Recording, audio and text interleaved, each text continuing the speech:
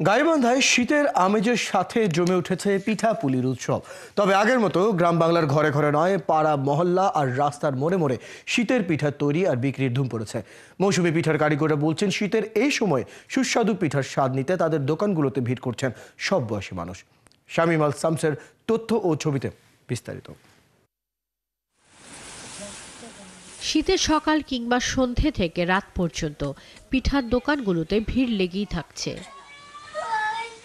একসময় শীতের শুরুতে গ্রাম বাংলার ঘরে ঘরে বিভিন্ন ধরনের পিঠাপুলির উৎসব লেগেই থাকতো, কিন্তু এখন নানান ব্যস্ততা আর সবকিছুর দাম বেড়ে যাওয়ায় কমে গেছে বাড়িতে পিঠা তৈরির আয়োজন।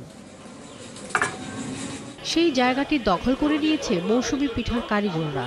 গাইবান্ধায় এখন রীতিমতো বাণিজ্যিকভাবেই পিঠা তৈরি হচ্ছে।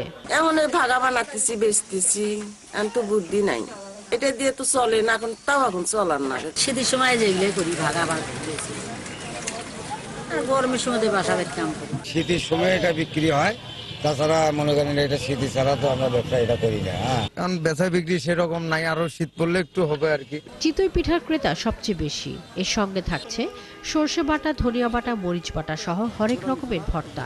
শীতের এই সময়ে সুস্বাদু পিঠার স্বাদ নিতে এসব দোকানগুলোতে ভিড় করছেন সব বয়সী মানুষ। চিতই পিঠাটা এটা আসলে গ্রামীণ ঐতিহ্য একটা পিঠা। এখানে আমরা বন্ধু বান্ধব মিলে গাইবান্ধা স্টেডিয়ামে আসছিলাম, তো মনে করলাম যে ওরা বললো যে চিতই পিঠা আমরা ওখানে গিয়ে খাবো। এখন সেরকম আসলে হয় না, কারণ হচ্ছে তারা সবসময় ব্যস্ত থাকে ফ্যামিলি মানে পরিবারের কিছু কাজে, এই জন্য সেরকম সময় হয়ে ওঠে না। এই জন্য যেহেতু পাওয়াই যাচ্ছে এখানে রেডিমেড, এই জন্য নিয়ে যাচ্ছি যাতে সবাই খাইতে পারি। আমাকে অনেক ভালো লাগছে, আমি ভাপা পিঠা খাচ্ছি। এরকম ছোট ছোট পিঠার দোকান, সেখানে আসলে পিঠা খাওয়ার মজাটা আসলে আলাদা। বাসায় খুব কম খাওয়া হয়, যেহেতু বানাইতে পারে না, ভালো বানাইলেও শক্ত হয়, এই কারণে আমরা এখানে এসে খাই।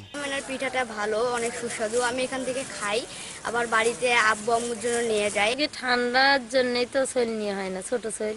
কালের বিবর্তনে পিঠা বানানোর গ্রামীণ সংস্কৃতিগুলো প্রায় হারিয়ে যাচ্ছে বলে যারা মন খারাপ করছিলেন, তাদের জন্যই আবার উৎসব আকারে ফিরেছে পিঠা তৈরি। শাকিলা শম্পা, ৭১।